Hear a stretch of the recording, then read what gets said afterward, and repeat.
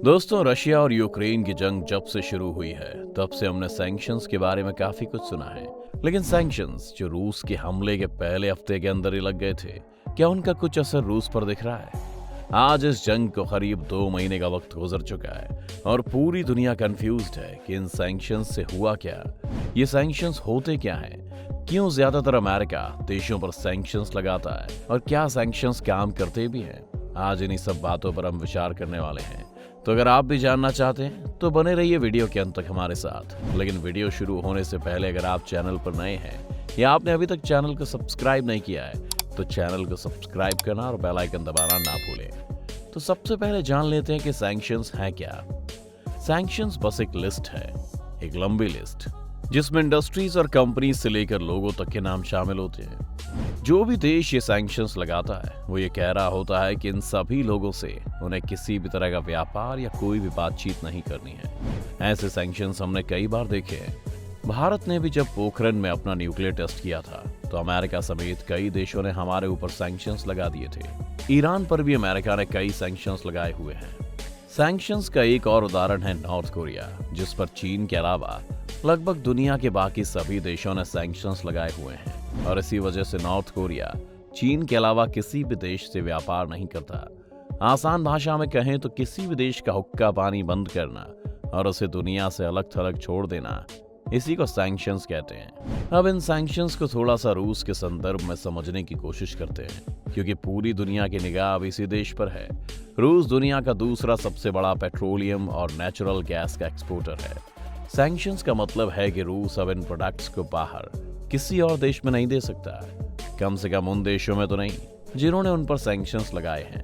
America ने रूस पर पूरी तरह सैंक्शंस लगा दिए हैं, जबकि यूरोप के देश अभी भी पेट्रोलियम और नेचुरल गैस तो रूस से ले रहे हैं, लेकिन रूस के बाकी एक्सपोर्ट्स जैसे डायमंड्स, इन पर पूरी तरह से प्रतिबंध लगा दिया गया है। ऐसा नहीं है कि रूस सिर्फ एक्सपोर्ट करता है, रूस आईफोन और जर्मन कार्स भी इंपोर्ट करता है और सैंक्शंस की वजह से इन चीजों के आयात पर भी पूरी तरह से रोक लग गई है। सिंगापुर ने रूस को अपने इलेक्ट्रॉनिक्स और माइक्रोचिप्स बेचने से मना कर दिया है। वहीं ताइवान ने भी रूस को माइक्रोचिप्स नहीं भेजी हैं और ताइवान दुनिया की 65% माइक्रोचिप्स बनाता है। ये माइक्रोचिप्स इलेक्ट्रॉनिक्स से लेकर कार्स और बड़े बड़े न्यूक्लियर पावर प्लांट्स तक में इस्तेमाल की जाती है। हम पहले ही जानते हैं कि जब 2020 में माइक्रोचिप्स की शॉर्टेज हुई थी तो कैसे मारुति और महिंद्रा जैसी कंपनीज को अपनी कार प्रोडक्शन रोकनी पड़ी थी। लोगों को प्ले स्टेशन और कंप्यूटर्स नहीं मिल पा रहे थे। ये संकट अब रूस पर भी है।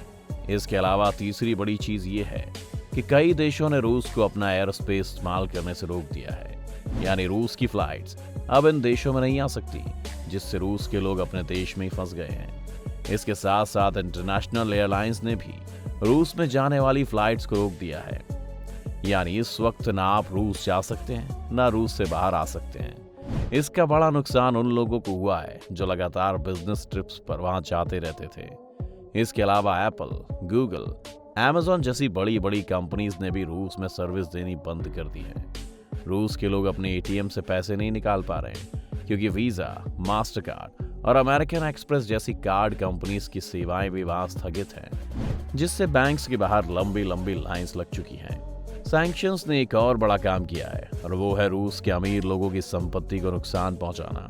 रूस के अरबपतियों की दुनिया भर में प्रॉपर्टीज हैं और इनमें से जितने अरबपतियों का नाम इस सैंक्शन लिस्ट में है वो सभी लोग अपने महंगे महंगे घरों, याट्स और प्राइवेट प्लेन्स को अब छू नहीं सकते। इसके अलावा इनका जितना भी पैसा देश से बाहर है वो सब पूरी तरह से इनकी पहुंच से बाहर हो चुका है।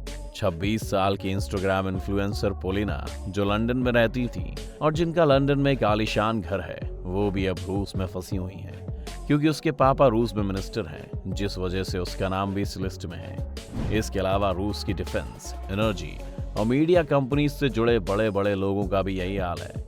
लेकिन इस वक्त जो रूस के लिए सबसे बड़ी समस्या है वो है उसका फॉरेन रिजर्व। फॉरेन रिजर्व वो पैसा होता है जो कोई भी देश किसी और करेंसी में रखता है ताकि वो ट्रेड कर सके, और अगर कभी उसकी करेंसी की वैल्यू गिरती है तो इस करेंसी का इस्तेमाल करके वो अपनी करेंसी को मार्केट से खरीद ले और अपनी करेंसी की वैल्यू फिर से बढ़ा दे। लेकिन रूस का जो पैसा डॉलर्स, यूरोज और पाउंड्स के रूप में अलग अलग बैंक अकाउंट में रखा हुआ है वो अब फ्रीज्ड है, जिसका इस्तेमाल रूस नहीं कर सकता।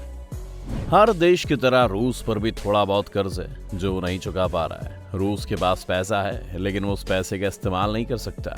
उनकी करेंसी की वैल्यू भी लगातार गिरती जा रही है और क्योंकि वो डॉलर्स और यूरोस का इस्तेमाल नहीं कर सकते, इस वजह से वो पूरी तरह से इस जाल में फंस चुके हैं। रूस को स्विफ्ट से भी बाहर कर दिया गया है, जो दुनिया के बैंक्स द्वारा इस्तेमाल किए जाने वाला बैंकिंग सिस्टम है, और अब रूस को स्विफ्ट की जगह चीन के थ्रू अपनी पेमेंट्स को रीड आउट करना पड़ रहा है। और आप तो जानते ही हैं कि चीन पर कितना ही भरोसा किया जा सकता है। रूस में इंपोर्ट्स की कमी के कारण लगातार महंगाई भी बढ़ रही है और कई जरूरी चीजों के दाम आसमान छू रहे हैं। अब सवाल यह है कि आखिर ये सब किया क्यों जा रहा है? इससे होगा क्या? क्या दुनिया के सभी देश मिलकर रूस को तबाह करना चाहते हैं? इसका जवाब है नहीं। ये एक प्रेशर टैक्टिक है। सैंक्शंस के साथ जो सबसे बड़ी परेशानी है वो ये है कि सैंक्शंस लगाने के बाद आगे क्या होगा वो आपके हाथ में नहीं होता।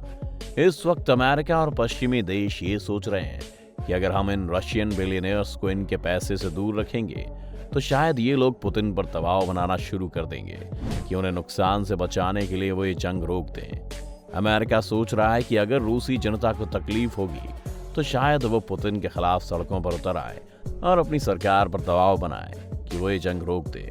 पर ये शायद शब्द ही आधी समस्या की जड़ है।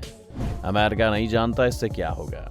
अमेरिका खुद को दुनिया का लीडर मानता है, इसलिए अमेरिका जब सैंक्शन लगाता है तो कई और देश भी सैंक्शन लगाने के लिए मैदान में उतर जाते हैं। और ये सैंक्शंस तब काम करते हैं जब ये किसी छोटे देश के खिलाफ लगाए जाते हैं और उन देशों की सरकारें अपनी जनता की फिक्र करती हों। रूस में डेमोक्रेसी के नाम पर ढोंग होता है। वहाँ जनता के पास कोई पावर नहीं है। वहाँ के अरबपतियों के पास कोई पावर नहीं है। वो कभी भी पुतिन पर दबाव नहीं डाल सकते। अगर अमेरिका चाहता है कि सैंक्शंस काम करे तो उसे उस लेवल पर ये सैंक्शंस लगाने पड़ेंगे कि रूस की जनता के पास खाने तक के लिए पैसे ना बचें और वो सड़कों पर मरने लगे। लेकिन क्या अमेरिका उन मासूम लोगों को मारना चाहता है जिनका इस जंग में कोई मतलब नहीं था? ये एक सवाल है जो सैंक्शंस लगाने की पूरी प्रोसेस को ही कटघरे में खड़ा करता है। नॉर्थ कोरिया आज तक सैंक्शन से नहीं हिला, बल्कि वो अपनी जनता को और ज्यादा कंट्रोल करने में ही कामयाब हुआ है। क्या अमेरिका रूस के साथ भी यही चाहता है? ये सवाल हमेशा बना रहेगा। इस पर आपके क्या विचार हैं? हमें कमेंट सेक्शन में जरूर लिखें। लेकिन वीडियो शुरू होने से पहले अगर आप चैनल पर नए हैं या आपने अभी तक चैनल को सब्सक्राइब नहीं किया है तो चैनल को सब्सक्राइब करना और बेल आइकन दबाना ना भूलें।